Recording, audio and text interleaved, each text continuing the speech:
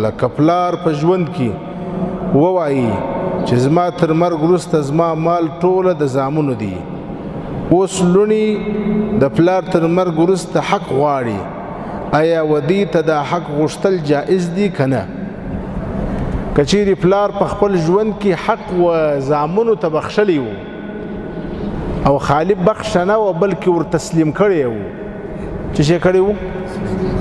ویده یاست که ویښ یاست؟ جواب راکړي. پلار حق ور هبه کړی و، خالي هبه نه وه بلکې دا حق یې و زامنو ته ور تسلیم کړی و، ور کړی و. نو بیا خو چې کله پلار مړ سو هغه مال میراث نه دی، ځکه د پلار مال نه دی، خو د زامنو مال دی، زامنو ته یې ور کړی دی، هغو تسلیم کړی دی، قبض کړی دی، نو بیا لوڼې حق نه لري.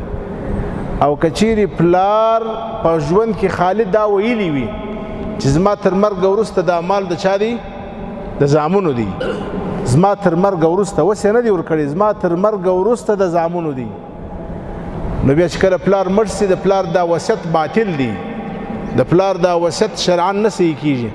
نبی علیه السلام امر کوي الا لا وصیة لوارث، څوک چې وارث وي په میراث کې حصه لري د هغه دپاره وصیت نه دی صحیح. نو چې پلار مړ سو تر هغه وروسته به دا مال د شریعت د قانون مطابق تقسیمیږي، خوندو او وړونو ټول ته به حق ورکول کېږي. که چیرې پلار مال و زامنو ته وبخښي، ور تسلیم یې کړي، هغو قبض کړي، واخیستی، نو بیا خو په ژوند کې لا دا مال د پلار د لاسه ووتی، نو بیا چې کله پلار مړ سي نو بیا خو د پلار نه دی، میراث نه دی، خو د پلار مال نه دی.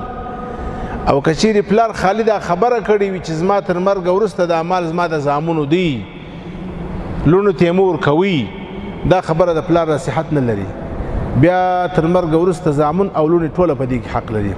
او د سره څخه هم دا کار کول چې پلار یوازې حق و زامنو ته ورکوي، لوڼې محرومې کوي، دا ظلم دی، دا ناجایز عمل دی. یو کس راولاړ سوی و خپل یوه زوی ته یو شی ورکړی و، بل زوی یې محرومه کړی و، هغه زوی نبی علیه السلام ته شکایت وکړي. نبی علیه السلام هغه پلار راوغوښتي و هغه ته یې وویل آیا ستا دا خوښه ده چې ستا ټوله زامن ستا سره برابره ښه ګزاره وکړي په ژوند کې او تر ژوند وروسته مرګ؟ هغه وویل و. نو ته هم د دې سره برابره ګزاره وکړه، دا چې یوه ته